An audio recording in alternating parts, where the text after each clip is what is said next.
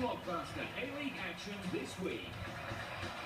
As Melbourne head west looking for victory after suffering their first defeat of the season against Sydney FC. They take on the league's only undefeated team, Western Sydney Wanderers, fresh from their 1-0 win over the Hearts. The Wanderers versus Melbourne Victory is our match of the round, this week in the Hyundai A-League. Well, welcome back to FC Daily. It's round 6 of the A-League this weekend, and you can catch that derby match between the Western Sydney Wanderers and Melbourne Victory live right here on the Football Channel this Saturday at 4:45 p.m. But before the Wanderers and the Victory meet, Melbourne Heart and Sydney FC will kick off part 2 of the Sydney-Melbourne derbies this Friday at 4:30 p.m. Saturday's first match could see a debut for William Dallas as Perth Glory play host to Adelaide United at 2:30 p.m.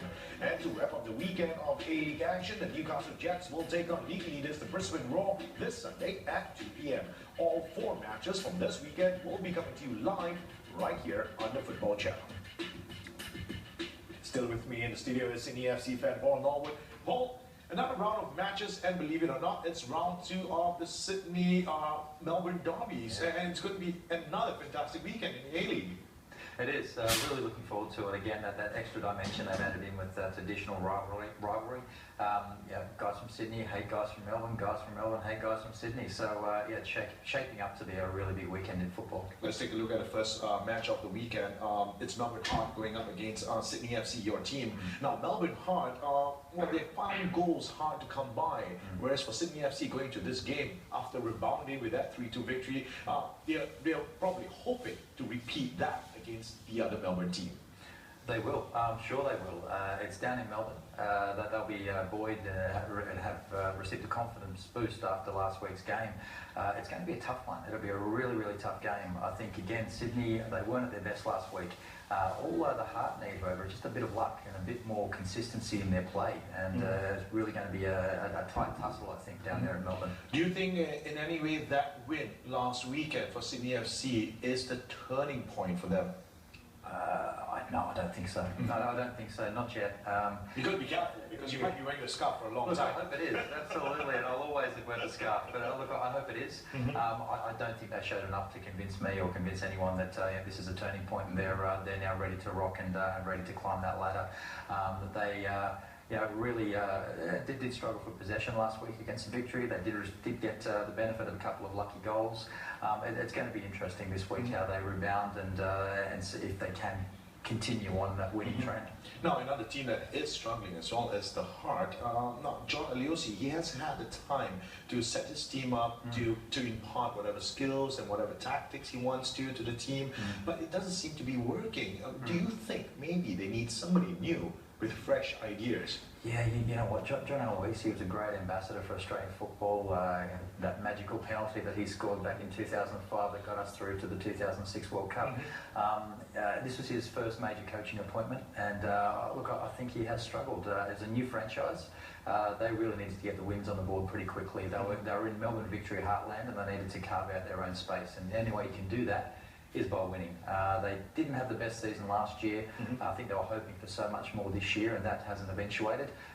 Look, they've been exciting at times, but I really think the board will be getting a bit anxious and wanting to see some results. But Aloisi is certainly under a lot of pressure. All right, let's take a look at the next game. We've got Adelaide United going up against Perth Glory. Of course, all eyes will be on Perth Glory. William Dallas might be coming in. I mean, in the interview he gave after arriving, he said that, well, he hasn't been playing for a couple of months. He might not be match fit, but maybe he's hoping that he'll be playing in this game. How do you see this all panning out? Yeah, look, Gallas is saying that he hasn't played for a while, and obviously Tottenham Hotspurs after they let him go. But he's saying he's been keeping up his personal training. Now, he's 36 years old. It want to be a lot of personal training to stay match fit. The Australian League is a physical league. It's a brutal league, no more than obviously the BPL. But it's certainly going to be a test for him. Look, that game's going to be a tight one. Adelaide won that clash in the first round when they played each other 3-1 at home in Adelaide. So Perth will be out for blood. They had a great win last week. They are confident. They're a new look side from the first round where Adelaide Adelaide took it to them. So I think Perth will be confident. They've got Gallas in. There's a bit of a buzz. There'll be a capacity crowd in Perth. So it'll be tight. It'll be a dogfight, but I expect Perth to get away with it. The problem Adelaide have is Michael Zulo's not on the side. He's with the international squad.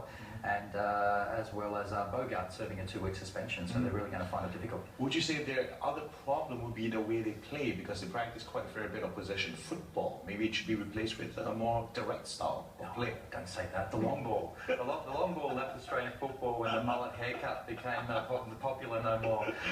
Look, I think the introduction of a lot of foreign coaches and foreign players into the Australian League, particularly the formation of the A-League, really changed the style of football that was being played in Australia. And if you look at Melbourne Victory, you look at Brisbane Roar, you look at Central Coast Mariners, they play the same style of possession football.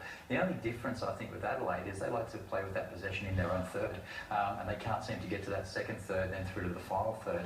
Hopefully, with Bruce Gite, a junior Australian soccer football player, he's back in the squad, so hopefully that'll give them more strike power up front and a few more options for the defence and the midfielders as they're pushing forward. Moving on to the second Sydney-Melbourne derby for this weekend, we've got the Western Sydney Wanderers going up against the Victory. It has the potential to be a fantastic game here. Do you think the Wanderers would be able to make it 2 wins out of 2 against their rivals? I think so. Look, it's going to be a very tight game. Melbourne Victory are going to be smarting after last week's defeat by Sydney FC. They'll be out to try and redeem themselves up in enemy territory, so to speak. It's at Pertex Stadium. It'll be another sellout crowd. You're going to have 18,000 mental West Sydney Wanderers fans chanting and booing you every time you touch the ball. It's going to be a real ask. West Sydney Wanderers will be missing Tom Jurek, who's been so influential for them this year. And unfortunately, Hersey, their primary striker, hasn't returned from injury and he's had some time off. So they will be lacking in terms of their strike options, West Sydney Wanderers. But when you look at Melbourne Victory, they've got Mark Milligan on international duty and Barbarouses on international duty. So Mark Milligan's been brilliant for the Victory this year, and he has been one of my favourite players in the A-League, what he's been able to do with the Victory. Without him, I really don't think that Victory is within their grasp for the Victory. Well, not only Mulligan, I mean, they are missing Ange Postecoglou, who's never coming back, at least for a while more. And you could see last weekend against Sydney FC, they struggled just to find equalizer, going up against a 10-man Sydney FC. Would you say that was a hiccup, that result against Sydney FC? Was that a hiccup for Kevin Muscat, or was that the sign that things are going to start falling apart? No, very early to tell. I don't believe so. That they've got quality all over the park. It was just a hiccup. The wheels haven't fallen off. It's not. You don't push the alarm bell buttons yet. Muscat does have a bit of settling in to do, but again, we spoke last week. I really think he has that player group behind him, and I think he'll get those guys motivated. It's going to be tough this week against the Wanderers. Probably not the team you want to face after coming off a defeat where you thought you should have won. But I think Melbourne again will be competitive right through to the end. All right, last match of the weekend. We've got the Newcastle Jets going against the current leaders, Brisbane Roar. Newcastle Jets seem to have finally woken up and started scoring.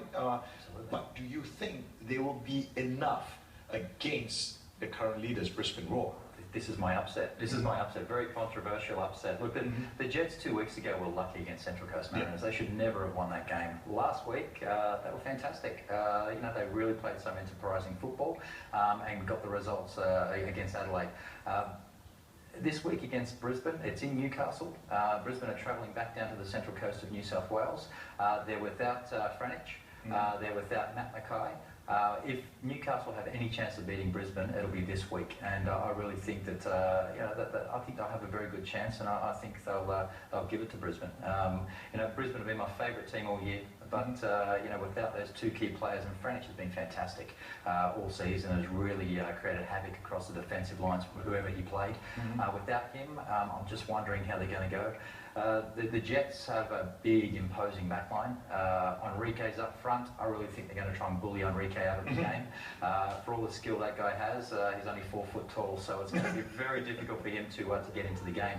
Had Beshart been playing, been playing, it may have been a different story, but I think Newcastle have got the goods, and I think they'll sneak away with it. Now, Paul, while we're discussing all the teams, there was constant bringing up that players are missing because of international duty. So if you look things on a whole, would you say the standard of football in the A-League for this weekend would dip slightly because of all the missing international players?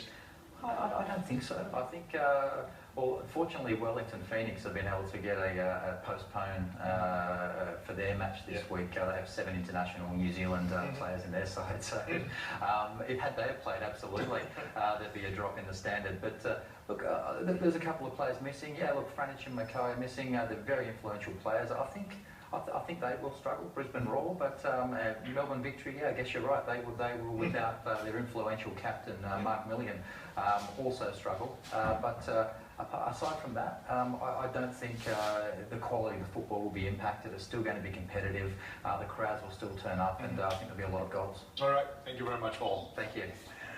Well, we move from the